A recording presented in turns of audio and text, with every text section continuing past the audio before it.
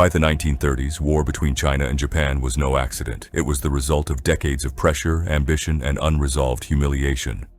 Japan, transformed by industrialization and militarism, believed survival required empire. With limited natural resources and a rapidly expanding population, Japanese leaders looked to the Asian mainland, particularly Manchuria and northern China, as both a buffer and a lifeline.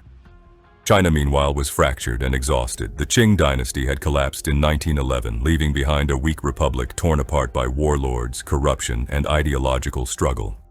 Though vast in size and population, China lacked unity, modern infrastructure, and a fully mechanized army. The crisis turned into open war on July 7, 1937, after a minor clash between Chinese and Japanese troops near the Marco Polo Bridge outside Beijing. What might once have been contained instead ignited a conflict that would consume East Asia for 8 years. Japan launched a full-scale invasion, not merely to punish China, but to break it permanently. At the moment of invasion, China was not one country but two rival visions.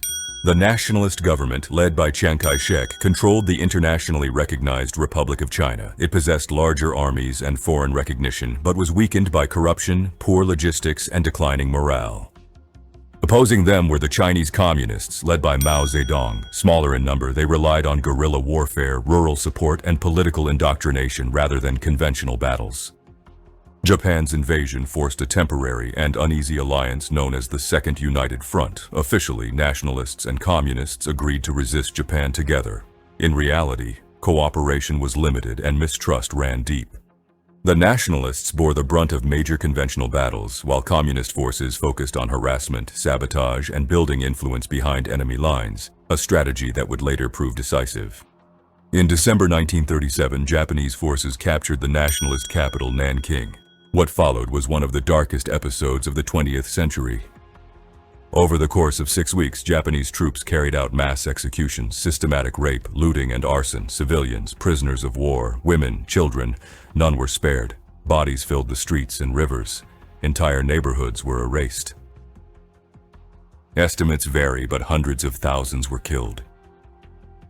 The massacre was not simply the result of chaos or indiscipline. It reflected a broader military culture that dehumanized the Chinese, treated surrender as dishonorable, and encouraged extreme violence as a tool of terror.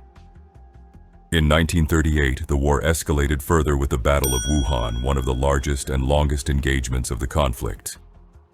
Wuhan was strategically vital, a transportation hub and industrial center deep in central China. Determined to halt Japanese momentum, Chiang Kai-shek committed over 1 million troops.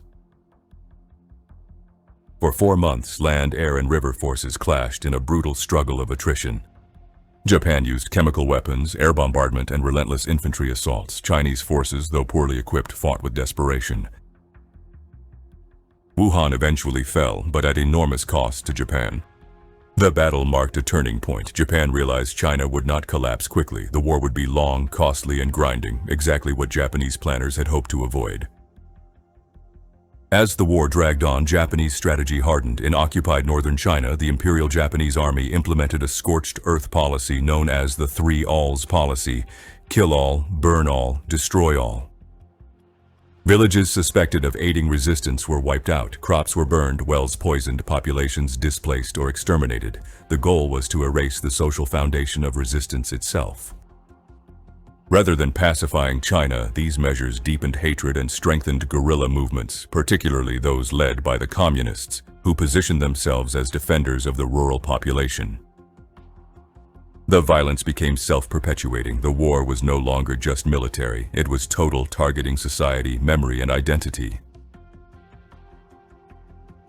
This war was not a sideshow to World War II. It was one of its bloodiest and most transformative fronts. China suffered staggering losses but survived. Japan gained territory but lost legitimacy, resources, and eventually the war itself. When Japan surrendered in 1945, China emerged devastated, yet fundamentally changed. The nationalists were exhausted. The communists, however, were strengthened. Within 4 years, the Chinese Civil War would end with a new regime in Beijing. The echoes of this war, its trauma, its memory, its unresolved grievances, still shape East Asian geopolitics today.